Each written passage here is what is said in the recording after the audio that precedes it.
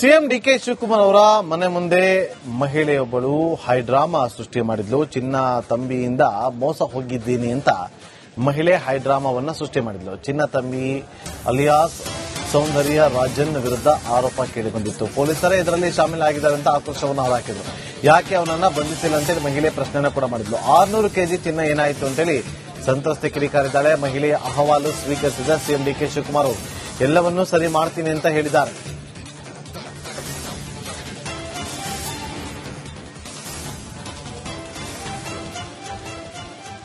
Commissioner ಇದರಲ್ಲಿ involve ಆಗಿದ್ದಾರೆ sir. ಎಲ್ಲರೂ ಕಂಪ್ಲೇಂಟ್ ತಗೊಳ್ಳಲ್ಲ. ಆಯ್ತು, ಎಲ್ಲರೂ ಕಂಪ್ಲೇಂಟ್ ತಗೊಳ್ಳಲ್ಲ ಸರ್. ನಿಮ್ಗೂ ತೊಂದರೆ ಆಗಬಾರ್ದು. ತಗೋಬೇಕು ಸರ್, ತಗೋಬೇಕು ಸರ್.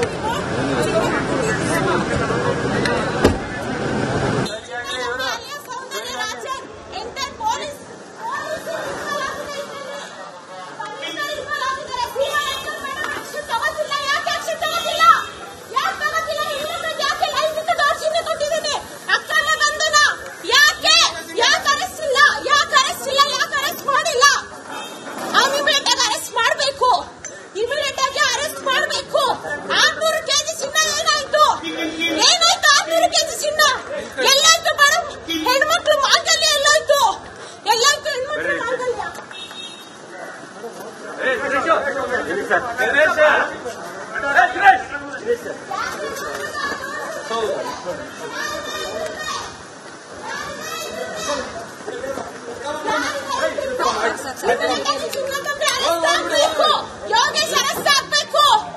ಕೋರ್ಟಿಗೆ ನ್ಯಾಯ ಸಿಕ್ಕಿಲ್ಲ. ಡಿಸಿ ಹತ್ರ ನ್ಯಾಯ ಸಿಕ್ಕಿಲ್ಲ. ACP DCP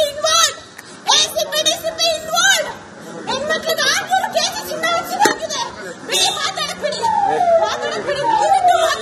sir. ಎಫ್ಐಆರ್ ಆಗಿದ್ರು ಯಾಕೆ ಅರೆಸ್ಟ್ ಆಗಿಲ್ಲ? ಯಾಕೆ ಸರ್ ಆಗಿಲ್ಲ?